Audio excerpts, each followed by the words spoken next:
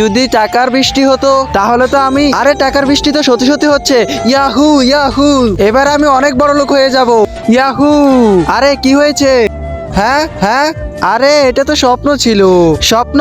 কেমন স্বপ্ন? আরে আমার স্বপ্নে টাকার বৃষ্টি হচ্ছিল আর আমি ওই টাকাগুলো কুড়িয়ে নিচ্ছিলাম। হ্যাঁ, আরে তোর হাতে তো সত্যি সত্যি টাকা চলে এসেছে। হ্যাঁ ভাই, আমার স্বপ্ন তো সত্যি হয়ে গেছে। আরে ভাই, তুই তোর স্বপ্নে আবারও যা আর এবার অনেক সোনাদানা নিয়ে আসবি। ঠিক আছে, তুই এই টাকাগুলো রাখ। যদি আমি অনেক সোনাদানা পেয়ে যেতাম।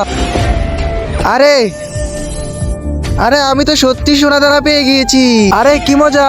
আবে আমার ভাই, তুই তো সত্যি সত্যি সোনাদানা নিয়ে এসেছিস। হ্যাঁ পেয়েছি তো ভাই, আমরা টাকাও পেয়েছি, স্বর্ণও পেয়েছি। এবার শুধু একটা সুন্দর মেয়ের দরকার। যা স্বপ্নে গিয়ে নিয়ে আস। আরে হ্যাঁ, তুই তো সঠিক বলেছিস। যদি আমাদের জীবনে সুন্দর একটা মেয়ে চলে আসে তাহলে তো আমাদের জীবনে শুধু মজা আর মজা হবে। এই নে, এটা রাখ, আমি গিয়ে নিয়ে আসি।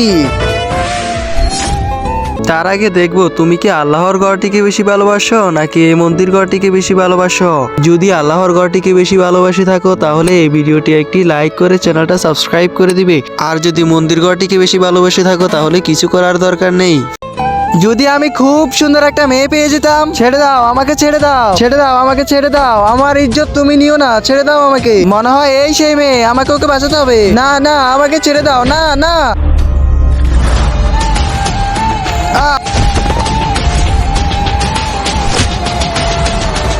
আ! চলো বেবি, আমার সাথে চলো।